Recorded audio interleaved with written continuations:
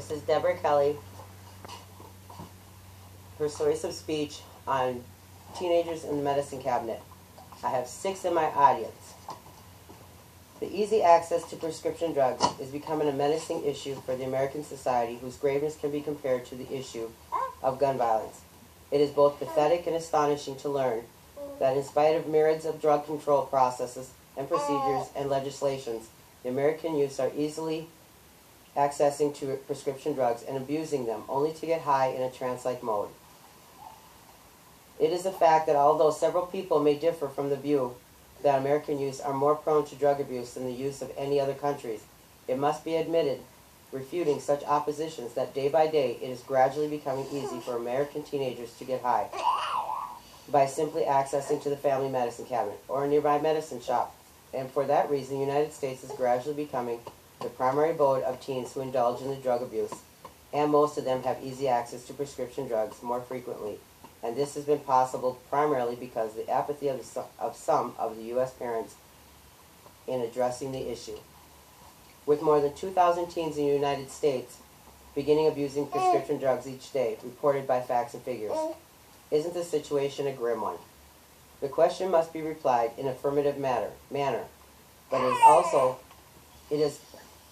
but it is only the flaw on the part of the United States administration which is incapable of preventing ways for abusing drugs. The answer should be simply a no. In addition, this is because it is a carelessness and lack of awareness on the part of the parents that is also contributing to the rate of drug abuse on the part of the American teenagers. A teenager abusing drugs can be simply questioned that when was the last time your parents counted your pills prescribed to you for your doctor for any medical reason?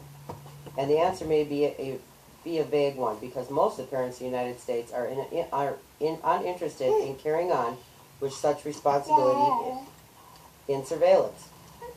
But before getting into the parents column, isn't it important to have an overview of the situation?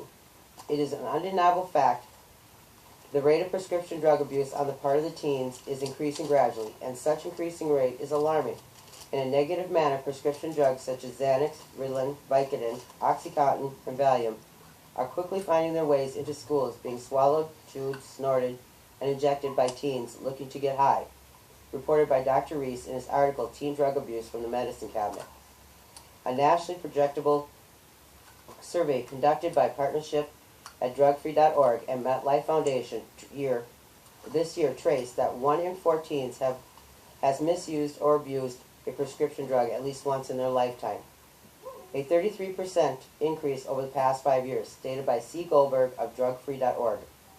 And all such information indicates towards the utter failure of the laws that were meant and enacted to prevent prescription drug abuse. Many parents might like to overlook this fact, considering their children to be safe, but they must think twice, because such abuse is like infectious disease that may even affect the children of such parents. So the seriousness of this issue must be acknowledged instead of arguing against its seriousness or its power. Now, coming back to the role of the parents and disapproving the arguments of any such individuals who might think that parents are never going to cause any harm to their children, it must be stated that unintentionally and in an indirect manner, some American parents are definitely contributing to the growth rate of prescription drug abuse.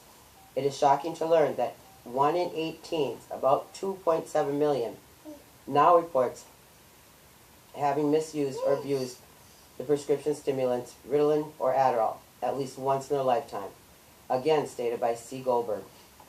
And to add to the shock, it has been reported that in the past year, about 9% of teens have either misused or abused the concerned stimulants. Adding more to this problem is some parents' misconception that Ritalin or Adderall can enhance a child's school performance even if the child is not diagnosed with attention deficit hyperactivity disorder, known as ADHD. That was stated by A. Moses of Health U.S. News.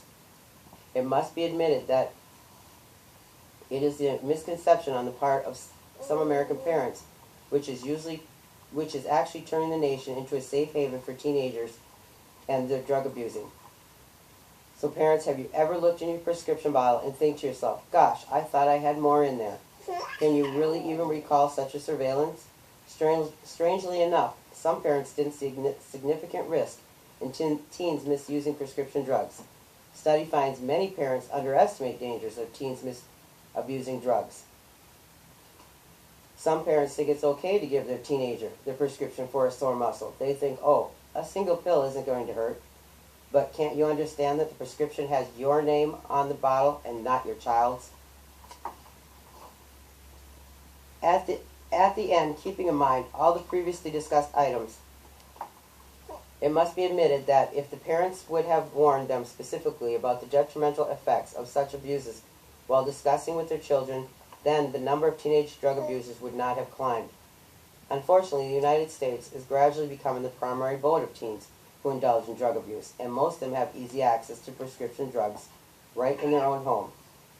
It is not only the inclination of the teens towards getting high that is instigating the rise in the number of teenage drug abusers, but it is also the lack of concern on the part of the parents to make their children aware of the disastrous consequences of drug abuse, which is directly contributing to the rise in the degree of prescription drug abuse.